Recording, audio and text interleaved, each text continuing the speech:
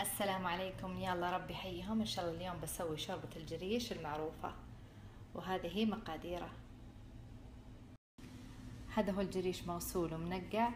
استخدمت الجريش القطري بمقدار بيالتين، استخدمت بيالة البادريق، يكفي تقريبا من 6 إلى 8 أشخاص.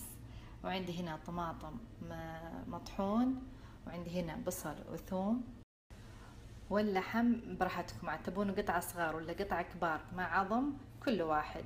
وعندنا هنا البهارات والكمون والفلفل والملح، وبنحط صلصة طماط وزيت زيتون أو زيت وحبة لومي، الليمون الأسود. بسويه بالطريقة التقليدية، ما في شي جديد. ممكن آخر شي إذا حسيت إن الشوربة خفيفة أزود عليه كويكر اللي هو الشوفان، وبسويه بالقدر الكاتم أسرع له.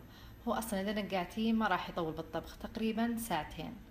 أول شي هذا القدر حميناه، أكشن البصل والثوم. إذا ما تبون ثوم لا تحطونه، بس أنا أحب الثوم.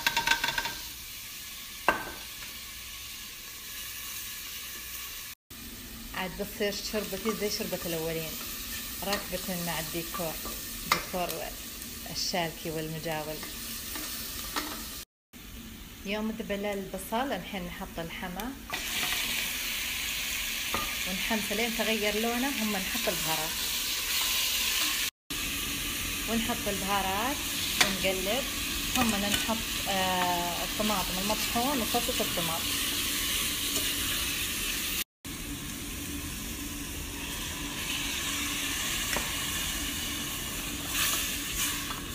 لين تتسبك معنا، هم نحط ماء. يوم انه بدا يتسبك شوي احط عليه الجريش،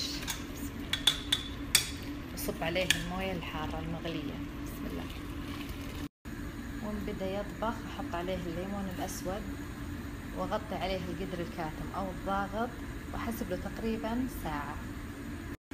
واذا صارت كميه الجريش كثيره على شخصين، انا اقول لو تحطين نصف الى 3/4 بيالة تكفي الشخصين. وهذه شوربة الجريش بعد تقريبا 40 دقيقة. شوفوا ما شاء الله تبارك الله، مستوي ومويته زينة. عاد الحين ترى في ناس يشربونه كذا يحبونه حب، وفي ناس لا يحبونه مطحونة. تقدرون تشيلون الحمى وتطحنونه. ما شاء الله تبارك الله، ذيك تتهبل مع بهاراتي اللي سويتها معكم امس، البهارات البسيمية. عاد ترى هي بهارات الجميع، بس يعني وتقدرون تطحنون نصه، يعني اذا شلتوا الحمى اطحنوا جزء منه وخلوا بعضه حب يطلع وش زينه. وهذا احلى جهاز لطحن الشوربه، افضل من الكاس. من الاحيان الخلط الكاس يخرب من الحراره. في ناس يحبونه ثقيله وفي ناس يحبونه خفيفه، واحس انا قوامه كذا مره ممتاز، لا هي بخفيفه ولا هي بثقيله. ما شاء الله.